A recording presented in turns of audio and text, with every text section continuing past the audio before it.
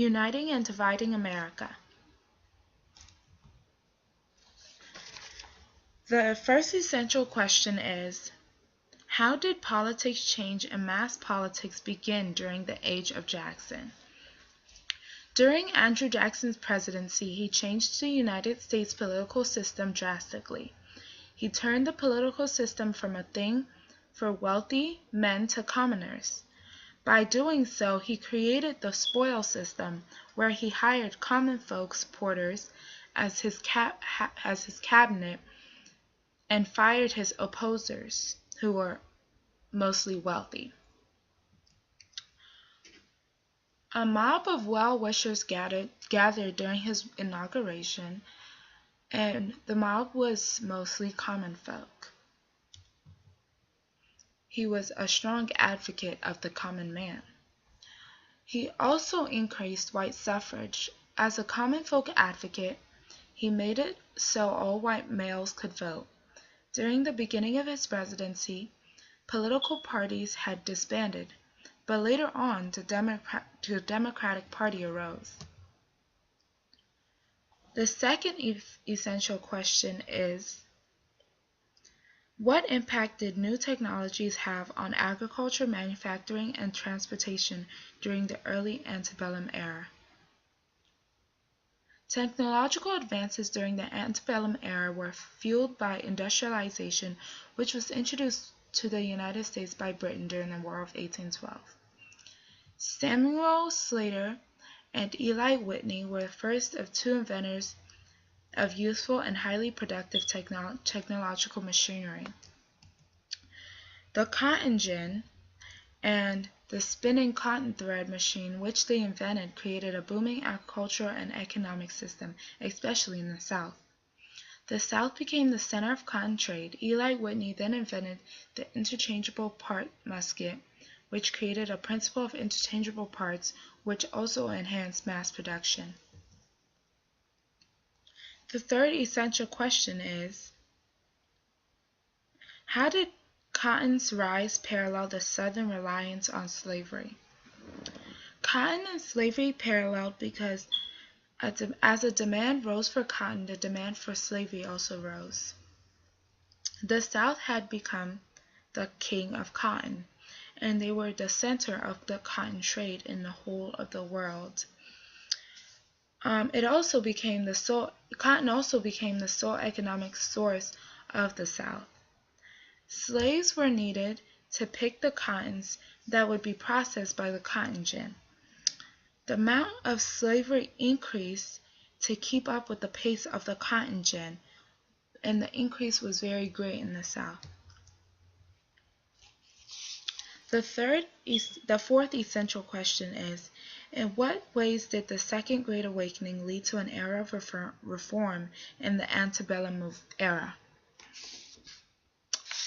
The Second Great Awakening was the reformation of the church, which led to the reformation of society. One main principle of the Second Great Awakening was the amelioration of society. The church wanted the acceptance of sinners. They preached about fair treatment of those whose society deems as inferior, such as women and slaves. Because of church advocacy from the Second Great Awakening, the women's rights movement which began with Elizabeth Cady Stanton, was enhanced. The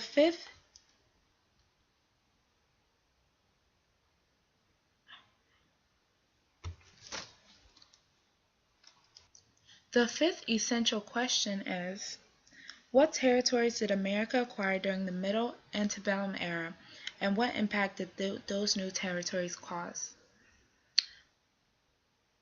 The Oregon Country was acquired through British relinquishment of claim, and also through the Treaty of the 49th Parallel. Oregon fever caused many Americans to move westward on the Oregon Trail. The annexation of Texas was caused by the Mexican independence, which also led to Texas independence. And because Texas wanted to be a part of the United States, they joined the United States through President Jackson. But a war began, the Mexican-American War, because the Mexicans felt like Texas still belonged to them. The border was finally established for Texas at the Rio Grande River.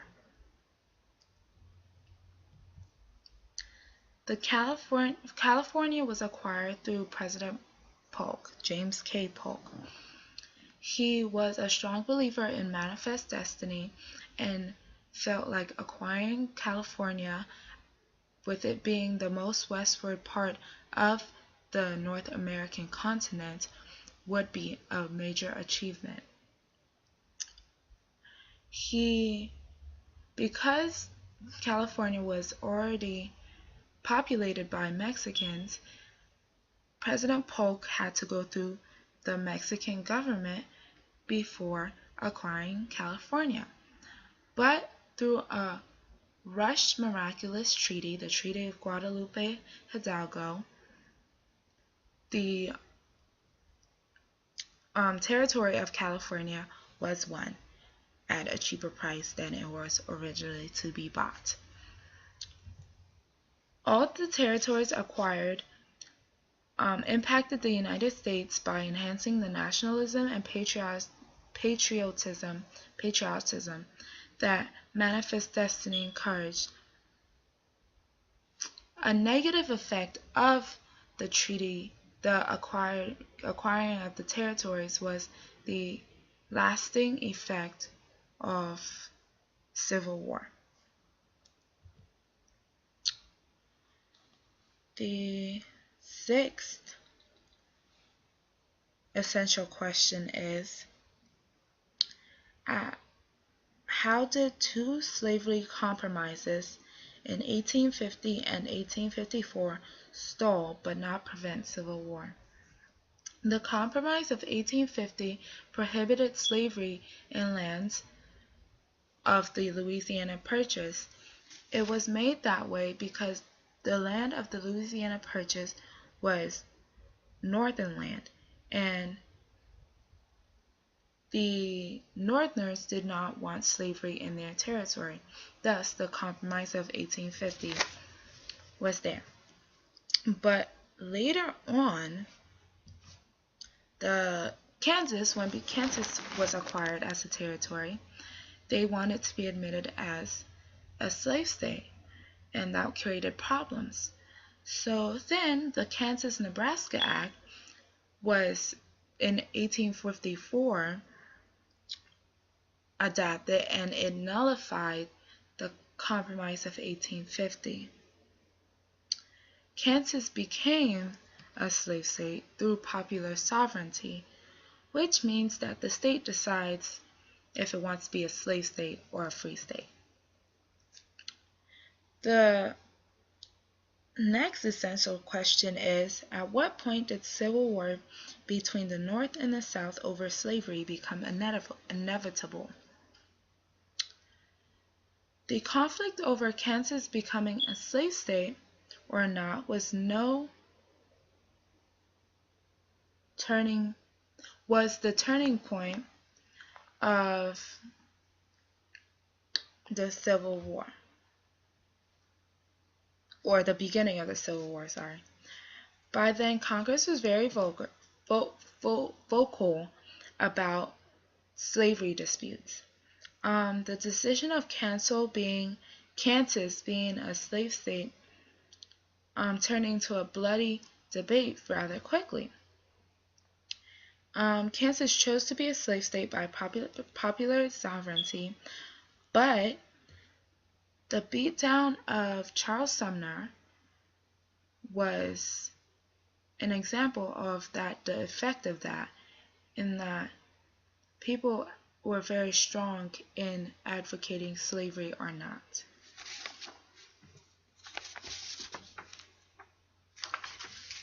The next essential question is, How do Union war goals expand during the war? Abraham Lincoln, if I find it,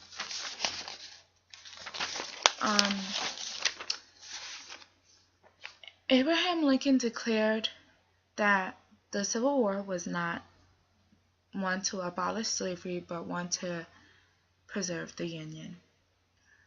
He later on, with the Emancipation Proclamation, said that the war was about slavery.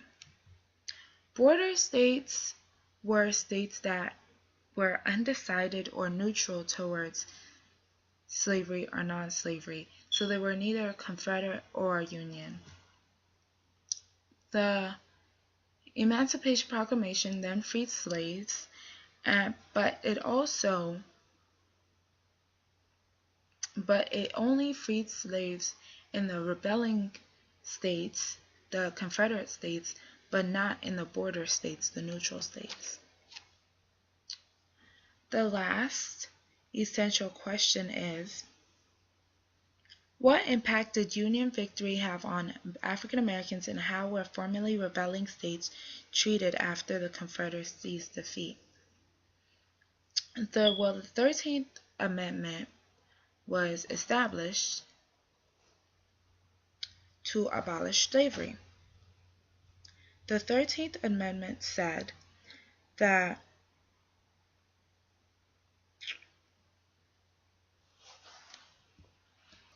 the 13th Amendment was the first of the 3 Reconstruction Amendments adopted following the American Civil War. The second Reconstruction Amendment was the 14th Amendment, and it included privileges and immunities applicable to all citizens, which included blacks, and due process and equal protection applicable to all persons, again including blacks. The third of the Reconstruction Amendments was the 15th Amendment,